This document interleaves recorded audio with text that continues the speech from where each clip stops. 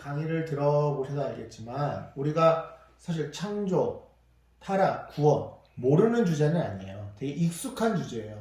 하지만 우리가 익숙하게 알아왔던 주제지만 그에 대한 내용을 우리가 좀 너무 좀 보수적으로 또는 편향적으로 이해하진 않았나. 성경적으로 알고 있다라고 자신했지만 사실 우리가 성경 안에서도 어느 한쪽에 치우친 어떤 성격으로 창조, 타락, 구원을 이해하진 않았나, 이런 것들을 우리가 좀 생각할 수 있었던 시간이었던 것 같은데, 오늘은 이제 하나님 나라에 대해서 좀 살펴보면서 우리가 성경을 읽을 때 어떤 관점으로 좀 창조, 타락, 구원이라는 것을 다 이해해야 하는지, 그 분절적인 개념들을 하나님 나라라는 어떤 통합적인 개념 안에서 어떻게 소화시켜야 하는지 우리 한번 보도록 할게요. 자, 주제는 하나님 나라 알아보기예요. 하나님 나라 알아보기인데 목차가 이래요. 1. 전통적 기독교 세계관, 우리 지난 시간에 배웠죠? 그거를 다시 한번 좀 리마인드 할 거고. 2. 이런 전통적인 창조 개념. 자, 전통적인 기독교 세계관에서 세 가지의 축이 뭐라고 그랬죠? 창조, 타락, 구원이라고 그랬죠? 그 중에서 이 창조, 정통적인 창조 개념의 취약점을 먼저 살펴볼 거고, 그 다음에 정통적인 구원 개념의 취약점을 알아볼 겁니다. 그러고서는 이러한 것들의 대안으로서 우리가 하나님 나라라고 하는 관점으로 세상을 바라보고 성경을 바라보고 사람들을 바라봐야 된다라는 것을 이야기하고 마치는 쪽으로 진행하도록 하겠습니다. 먼저 전통적 기독교 세계관에 대해서 볼게요. 성경 이야기는요, 기독교 세계관에 있어서 가장 중요한 기초가 됩니다. 아무리 기독교 세계관이, 누군가가 주장하는 기독교 세계관이 멋들어져 보여도 성경에 나오지 않는 내용을 가지고 이야기한다면 그건 틀린 말, 가먼이설이 되겠죠. 반대로 굉장히 우리에게 듣기에 우리에게 부담을 주고 우리에게 거부감을 준다 하더라도 그것이 성경에 나오는 이야기라고 한다면 우리가 또 수용해야 되는 세계관이겠죠. 그래서 성경 이야기는 기독교 세계관이 가장 중요한 기초가 되는 겁니다. 안 믿는 사람한테 11조를 하라고 한다. 이게 거북하죠. 근데 그것이 성경에 있다라고 한다면 이야기할 수밖에 없는 이런 이야기가 되듯이, 전통적인 성경 이야기의 큰 주제는 우리가 이제 이미 살펴봤듯이 창조, 타락, 구속입니다. 그런데 이에 대안하는, 이게 이제 전통적인 거라고 그랬잖아요. 그죠?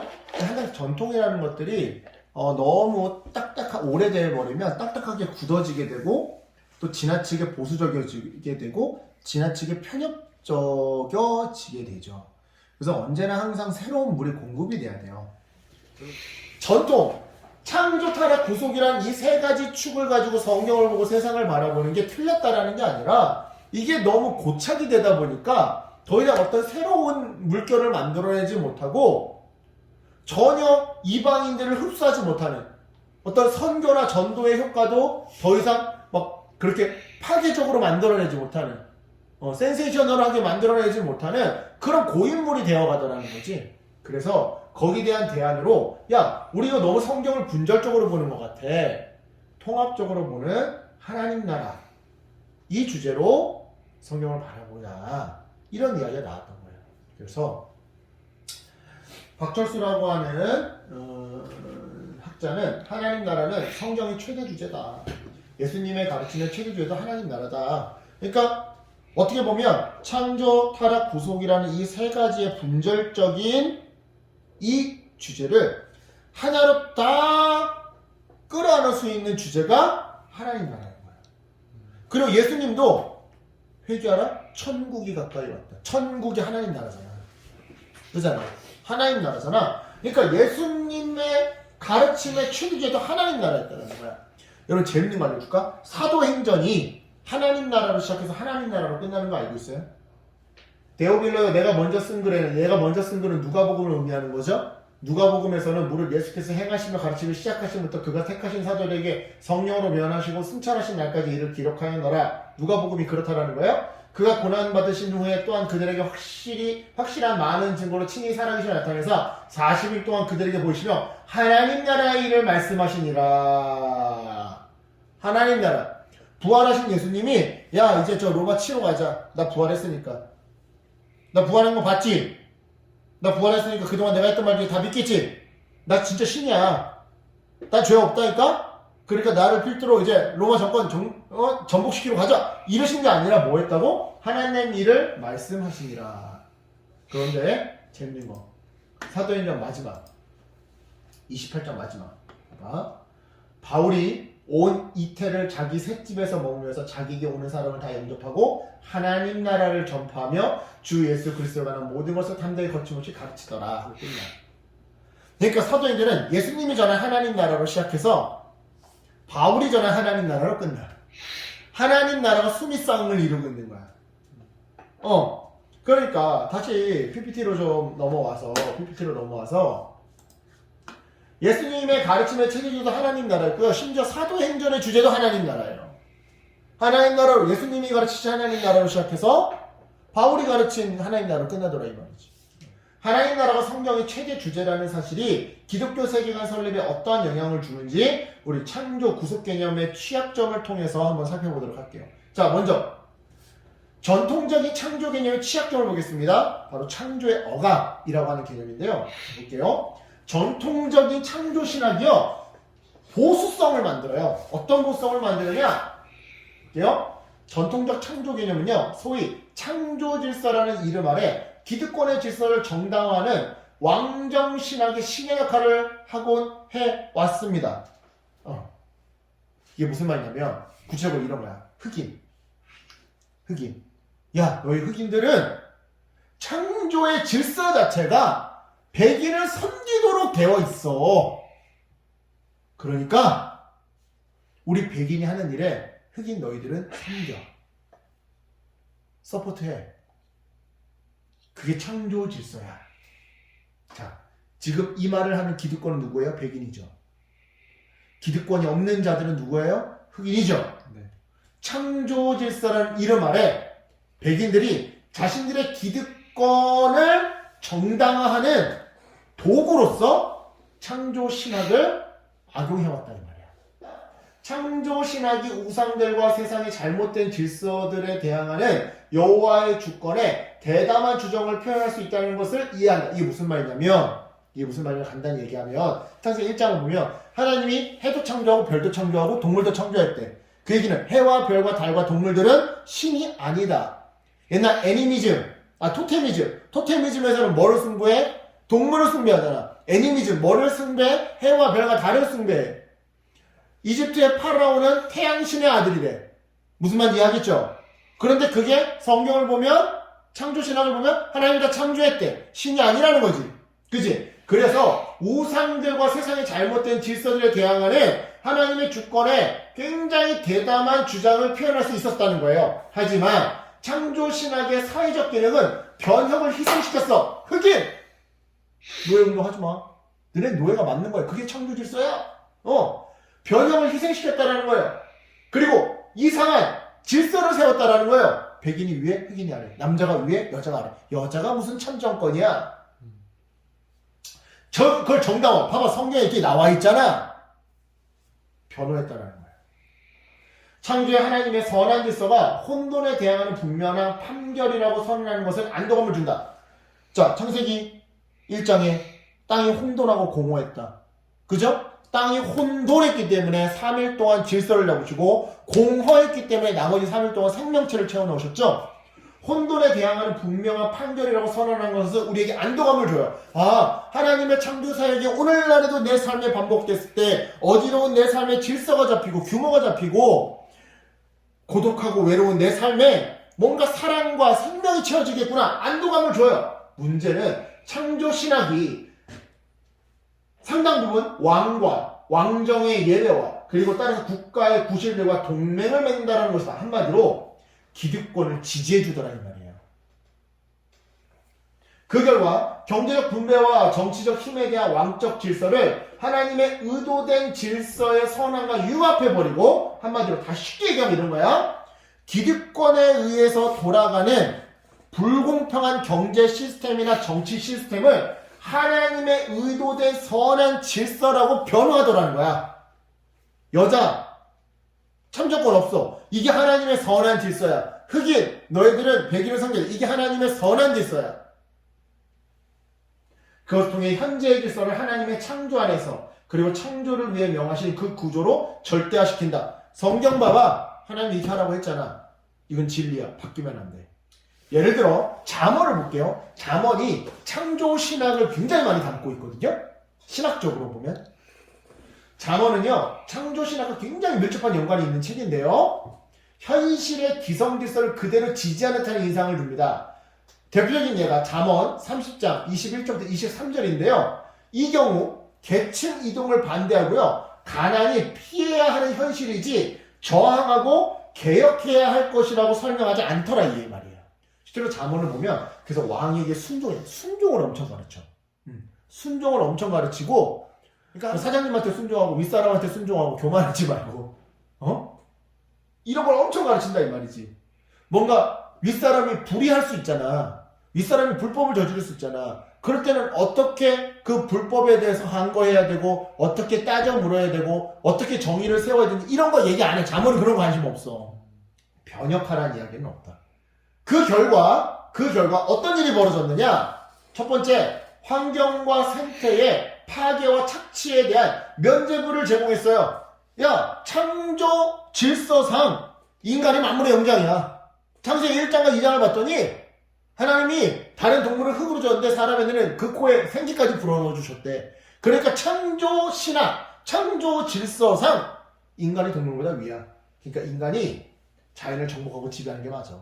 또한 여성이 남성에게 순종해야 한다라는 성차별을 정당화시켜줬어. 인종차별과 인종분리 정책도 창조에 담긴 하나님의 질서라고 주장했어요. 그 결과 어떤 일이 실제로 있었느냐. 자, 밥 존스 유니버시티라고 되어 있죠. 창세기 1장 11절로 12절, 21절로 25절, 그리고 신명기 30장 8절, 사도행전 10장 26절을 근거 삼아 인종분리가 하나님의 계획이자 질서이며 그에 저항하는 것은 악마적이라고 설교했어요. 어디서? 밥 존스 유니버시티에서.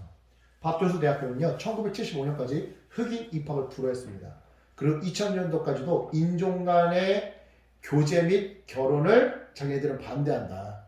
캠퍼스 안에서는 금지하고 그리고 사회적으로 자기네들은 이걸 반대한다라고 공표까지 했었어요. 또 하나 전투적 창조신학의 전통적인 창조신학의 역사적 과오 중에 한 사람이 누구냐면 아브라함 카이퍼야. 아브라함 카이퍼. 셈과 야벳의 자손만이 인류 발전의 유일한 담당자였다고 주장하는 거예요.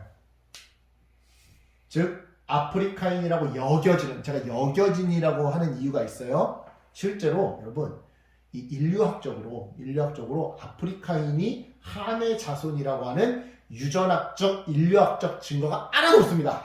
그래서 제가 여겨진이라고 했어요. 여겨지는 함의 자손은요, 좀 더 고상한 생활에 대한 욕구가 나오지 않았다라고 그의 책에서 저술했다니까? 이처럼 창조라는 개념이 타자에 대한 배제를 정당화하게 되는 현상을, 기득권이 힘이 없는 자들에 대한 차별과 배제를 정당화하게 되는 현상, 이렇게 읽을 수 있어. 현상을 창조의 억압이라고 부를 수 있어요. 그러니까 전통적인 창조 개념이 이런 부작용을 낳더라 이 말이야. 또 있어요. 그렇다면 전통적인 구원 개념은 어떤 부작용을 낳느냐? 구원의 사사화라고 하는 부작용을 나타나는 거예요. 자, 창조의 오용이 낳는 구속 오용의 신학. 그러니까 창조 신학이 잘못하게 변질되다 보니까 구원 신학도 변질되더라는 거야. 어떤 식으로? 자, 볼게요. 구조적인 악을 놓치게 되는 거예요. 아까 제가 말했잖아. 지금 우리가 살고 있는 특히 기득권들이 뭔가 이 권력을 잡고 헤게모니를 잡고 있는 이 시스템은 하나님의 창조 질서야. 그러니까 구조는 전혀 잘못이 아니야. 다 누구 잘못이야? 너네 잘못이야. 너네가 게을러서, 너네가 나태해서, 너네가 열심히 하지 않아서. 기득권 질서를 정당하고 현실 구조를 신적 구조로 여기면서 절대시할 때 구속은요, 구조적 타락의 가능성과 구조 변혁의 필요성을 외면하는 거예요. 왜? 기득권들이 지금 유지하고 있는 이 시스템이 최고의 시스템이거든. 이게 하나님의 걸작품이거든. 창조 질서거든. 따라서 죄악은 구조에게 있는 게 아니라 다 누구에게 있다? 개인에게 있다. 개인의 게으름, 개인의 나태함, 개인의 음란함, 개인의 기도하지 않음, 막 이런 것들에 있는 거야. 개인의 공부 열심히 하지 않음, 이런 것들에 다 있는 거야. 그러니까 죄악은 무조건 개인의 문제로 협소화되는 거야. 따라서 현상에만 집착할 뿐 근본을 해결하지 못하는 거예요. 여러분, 오늘날 능력주의의 폐단이 그거잖아요. 공정하다라는 착각. 우리는 오늘날 이 시대를 살면서 능력주의가 가장 공정하다고 생각을 해요. 근데 그 책에도 있죠. 공정하다는 착각. 어떤 애는 태어나면서부터 3루에 있었어. 어떤 애는 태어나면서부터 홈플레트에서 1루를 향해 뛰어야 되고. 근데 3루에서 뛰기 시작한 애가 공정함을 이야기하네. 야, 그건 네가 능력이 없는 거지. 이런 소리를 하고 있네. 그 결과 어떤 일이 벌어져요? 구원의 사사화. 신자유주의를 정통 기독교라고 주장하며 변혁이 필요 없는 절대 선으로 여기는 거예요. 오늘날 자유민주주의 진영은 신자유주의를 따르고 있죠. 그죠? 신자유주의 시스템을 따르고 있습니다.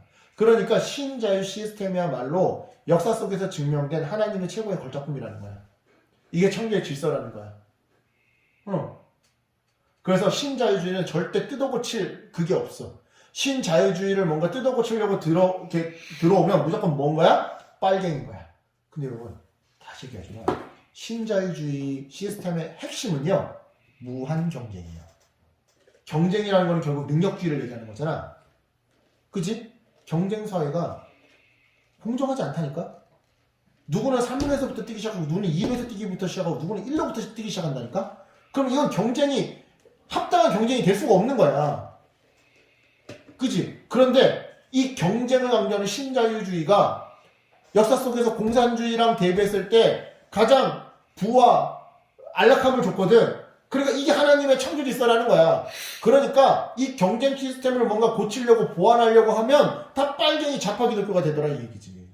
청년의 빈곤은 노령 부족이라고 치부하는 거야. 그러니까 교회 안에 이런 게 많아요. 어떤 식으로? 너 그거 기도 많이 안 해서 그래. 너 그거 교회 생활 열심히 안 해서 그래.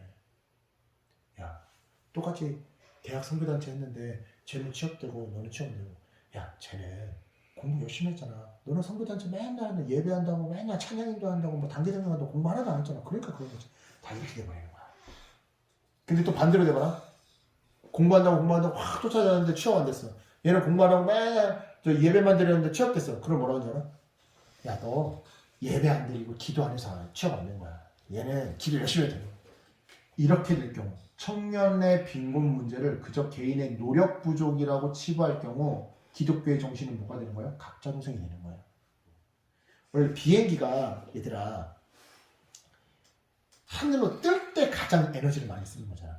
로켓도 마찬가지지. 대기권을 뚫고 궤도에 오르기까지가 가장 에너지가 많이 들어가는 거야. 궤도에 올라서면 그때부터는 편해. 비행기도 마찬가지야. 궤도에 올라서면 양력을 받아서 이렇게 이러면서 가는데 뜰 때가 어려운 거거든. 마찬가지야. 후배들은 자리 잡을 때까지 가장 힘들어. 너도 이제 생활을 하면 알겠지만 우리 수인이나 너나 결혼해서 내 집 장만 할 때까지 가장 힘들다고. 정규직이 될 때까지가 가장 힘들다고.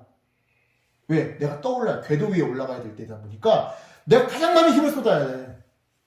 솔직하게 얘기해서 여력이 안 돼. 교회를 돌아보고 뭐 친구를 돌아보고 뭐 연애를 한다? 여력이 안 돼.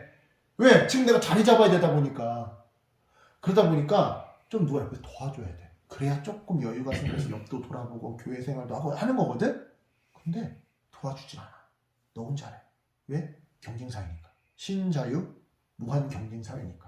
도와주지 않고 잘 안 되면 야, 나 때는 산에 올라가서 나무 붙들고 24시간씩 기도했어. 다 그렇게 했어. 니네가 그렇게 기도해봤어? 니네 그렇게 기도 안 해서 안 되는 거야. 복음의 공공성을 잃어버렸어요. 구조적인 개혁이나 구조적인 어떤 변화는 전혀 생각하지 않아요. 공공성을 잃어버렸어요. 그저 나만 구원받아서 나만 하나님께 복받으면 돼요. 구원의 사유화, 구원의 사사화. 따라서 이런 것에 대안으로 무엇을 얘기하고 싶냐면 하나님 나라를 제시하고 싶다는 거예요. 소위 전통적인 세계관도 타락할 수 있습니다. 성경을 읽고 해석하며 세계관을 세우는 존재들 역시 죄성을 가진 인간이에요.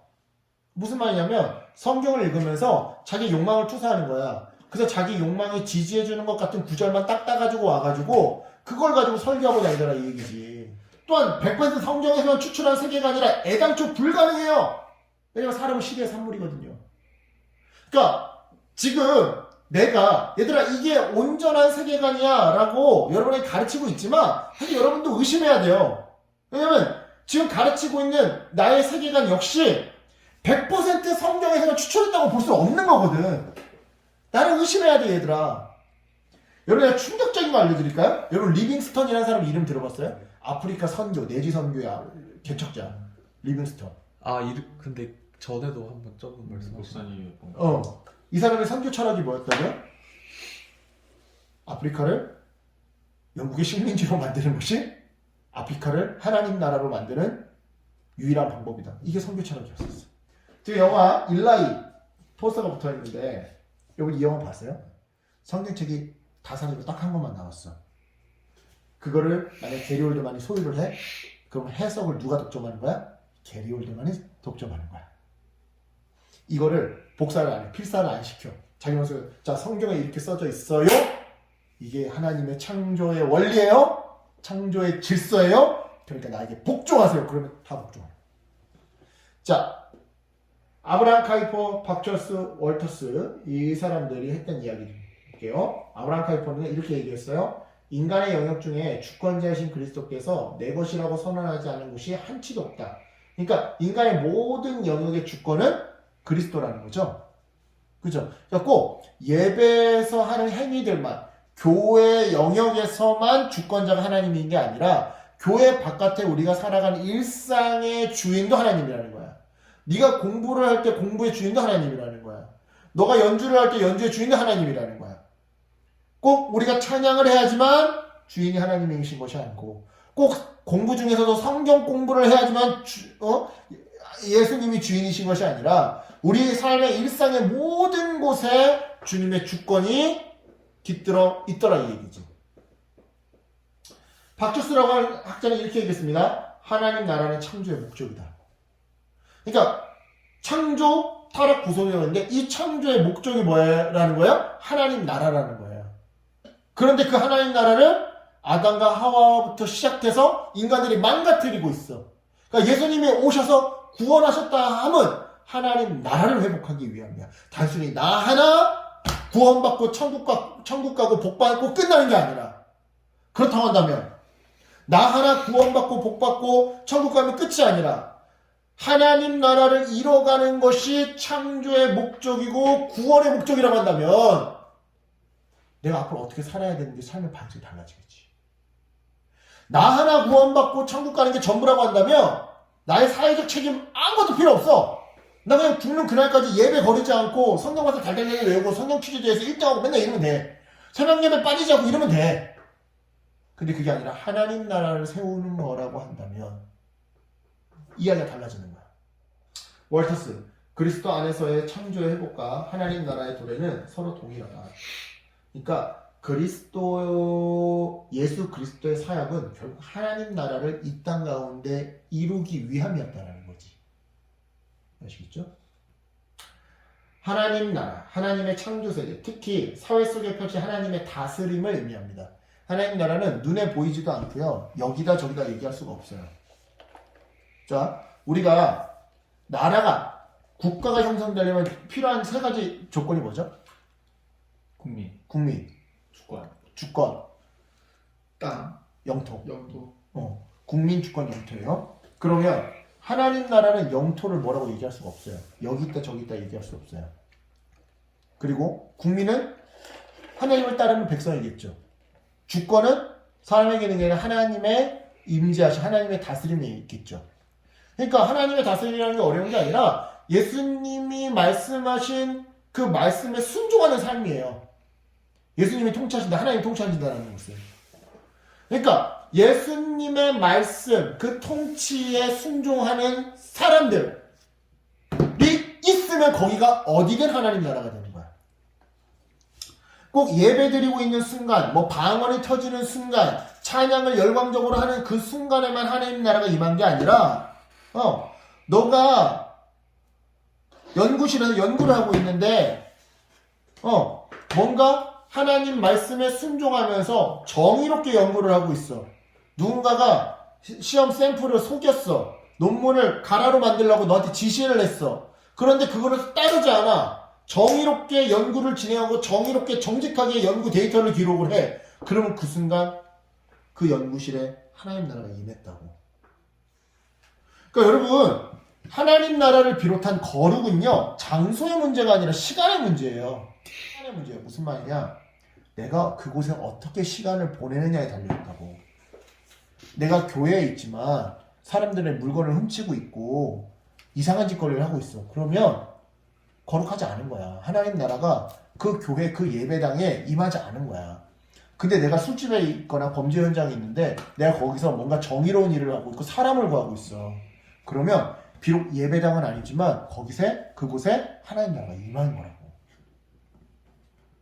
그리고 다시 국민주권 영통이라고 할 때 주권은 뭐였다? 하나님께 있다. 정확히는 예수님의 말씀을 따르는 삶. 그 따르는 사람들이 백성이 되는 거고, 그 사람들이 있는 곳이 어디든, 범죄 현장이든 예배당이든 어디든 하나님 나라다 이 말이에요. 누가복음 4장 18절부터 19절 속 예수님의 첫 번째 설교는 희년 선포였는데 이것이 바로 하나님 나라의 예고편이었어요. 이게 굉장히 중요해요. 누가복음에서 예수님이 첫 번째 설교로 하나님 나라를 설교하시는데 그 내용이 레위기 25장의 희년 내용이었었어. 그러니까 하나님 나라는 단순히 내가 방언이 터지고 막 내가 단순히 막 찬양을 했는데 눈물이 흘리고 막 이래야지만 하나님 나라가 임한 것이 아니라 어떻게 보면 구조적인 악을 내가 치료하고 바로잡고 개혁하고 있을 때 그것 역시 하나님 나라가 임하는 현장이 될 수 있다는 거야. 너가 정의롭게 뭔가를 바로잡고 데이터를 바로잡고 있을 때 네가 뭔가 음악으로 누군가를 위로하고 치료하고 있을 때 꼭 그것이 찬송가가 아니라 할지라도. 자, 김균진이라고 하는 신학자는 이렇게 얘기했습니다. 예수가 선포한 하나님 나라 혹은 하늘나라는 죽은 다음에 갈 피안의 세계나 종교적 환각의 세계가 아니다. 희년법이 실현된 세계다. 모든 피조물이 하나님의 평화 속에서 더불어 사는 세계를 말한다. 한마디로 말하여 예수는 희년법 정신에 입각한 정치, 경제, 사회적 개혁을 요구한다. 자, 희년에 담긴 하나님 나라 모습은요, 배제와 차별을 당하던 자가 사회 구성으로 회복되어 들어오는 거예요. 노예가 다시 사회 구성으로 들어오는 일이에요. 영원한 부자도 없고 영원한 가난도 없어요. 50년마다 제로 세팅이 되거든요. 내가 채무가 있어서 50년째 해가 되면 다 제로 세팅이 되거든요. 그러니까 부의 대물림이 있을 수가 없어. 영원한 부자도 없고 영원한 가난도 없어요. 불로소득을 경계해요. 개개인의 노력 49년 동안 자본주의 시스템으로 돌아가는데 50년째 해에 제로 세팅이 된다 그랬죠? 구조적인 갱신. 이게 균형인 거예요. 그러니까 어떤 사람들은 운이 좋아서 49년 동안 그 땅에 풍년이 될 수도 있어. 어떤 사람은 운을 떠나서 자기가 노력을 굉장히 열심히 해가지고 49년 동안 순전히 자기의 노력만으로 잘 먹고 잘 살 수 있어. 근데 그 자녀 세대를 이제 보자고.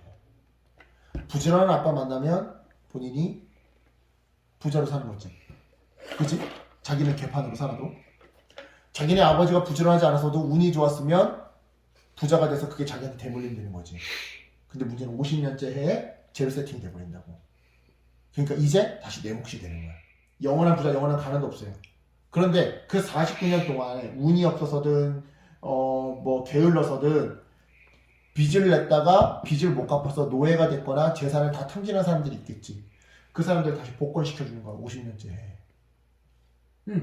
배제와 차별을 당하던 자가 이유를 막론하고 배제와 차별을 당하던 자가 다시 사회 구성으로 인정받게 되는 거야. 하지만 전통적 생각처럼 하나님 나라도 뒤틀릴 수 있어요.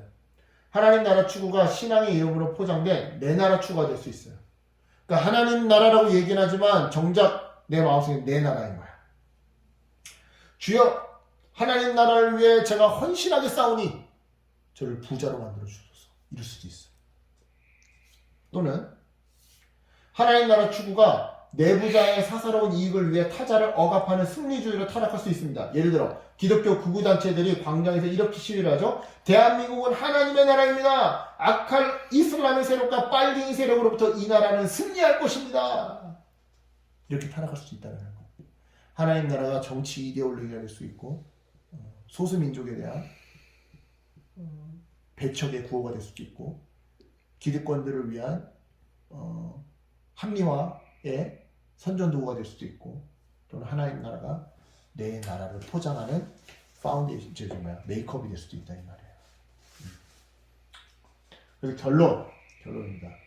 문자가 아닌 의미적으로 세워지는 하나님 나라, 자신감이 아닌 겸손으로 세워지는 하나님 나라를 추구하자는 거예요. 자, 이제 우리는요 다음의 것들이 기독교인이 사람과 세상을 바라보는 관점의 전부라 생각해서는 안 돼요. 자, 예수 믿고 구원받아 죽어서 천국 가는 것이, 죽는 그날까지 교회 생활 열심히 하는 것이, 그 외의 것들, 뭐 변혁이든 사회 변혁이든 개혁이든 뭐 이런 것들은 다 타락한 세상에 이루어지는 육적인 것에 불과하다고 치부하는 것들이 기독교인이 세상과 사람을 바라보는 관점의 전부라고 생각해서는 안 된다 이 말이에요. 오히려 우리는요 다음의 것들을 기준 삼아 사람과 세상을 바라봐야 됩니다. 하나님의 창조 때 시작하신, 하지만 사람들이 망쳐놓은, 그러나 예수님이 다시 회복하기 시작한 바로 하나님 나라. 차별과 배제가 사라지고 질서와 생명과 샬롬의 세상, 의와 평강과 희락의 세상이 이 땅 가운데 확장되어 나가는 것, 이것을 기준 삼아 사람과 세상을 바라봐야 되는 거야. 지금 내 이 행동이 하나님 나라를 세워가는 일인가? 지금 저 사람의 저 행동이 하나님 나라를 세워가는 일인가 아닌가? 그런데 이때 하나님 나라는요 문자가 아닌 의미적으로 세워지는 나라입니다. 희년을 모델로 할 경우 오늘날 사회구조에 맞게 배제와 차별 철폐, 영원한 부자도 없고 영원한 가난도 없고 불로소득을 지향하고 수정자본주의를 탄력적으로 변형해서 적용해야 하는 것이지, 희년을 문자 그대로 정해서 딱 50년이 되었을 때 무조건 제로 세팅을 강제해서는 안 된다는 거예요. 그럼 이게 공산주의가 되어버리는 거야 이제. 그리고 두 번째, 자신감이 아닌 겸손함으로 세워지는 나라여야 합니다. 자기의 또는 특정 누군가의 성경 해석만이 가장 이상적인 하나님 나라다 라고 주장하면서 그 해석에 따른 적용으로 세워지는 나라가 아니라는 거예요. 하나님 나라는. 아까 전에 얘기했지만 내가 기독교 세계관이라고 여러분을 가르치고 있지만 나의 이 가르침만이 100% 정확한, 나머지는 다 틀린 그런 세계관이라고 얘기하면 안 된다는 거예요. 자기의 또는 특정 누군가의 성경 해석이 틀릴 수 있음을 인정하며 다양한 해석과 토론과 합의 위에 세워지는 나라가 하나님 나라라는 거죠. 이 원리는 비단 하나님 나라뿐만 아니라요 나 개인의 나라에도 적용됩니다. 나의 나라에도 하나님 나라가 임하고 확장되기를 원한다면 내 인생, 나의 나라를 내 인생이라고 해봅시다. 내 집이라고 해봅시다. 내 가정이라고 해봅시다. 내 사업장이라고 해봅시다. 거기에도 하나님 나라, 즉 내 사업장, 내 가정, 내 일터, 내 학교에도 질서와 생명과 샬롬이 있고 의와 평강과 희락이 있고 총체적인 관계 회복이 있기를 원한다면 성경을 내 삶의 문자가 아닌 의미로 적용하세요. 막 21세기 바리새인이 돼가지고 주님 저 죄인들과 같지 않음을 나는 너무나도 감사합니다 하면서 막 문자적으로 적용하면서 사람들 정죄하고 막 이러지 말고 의미로 적용하세요. 그리고 짧은 자신감, 그 찰나의 자신감, 내 말이 맞는데 내가 정확한데 이 짧은 찰나의 자신감보다 오랜 시간 겸손한 그 겸손함을 가지세요. 그럼 하나님 나라가 임해요. 그리할 때 내 삶에 하나님 나라가 임하고요 하나님 나라의 관점으로 세상과 인생들이 달리 보이게 될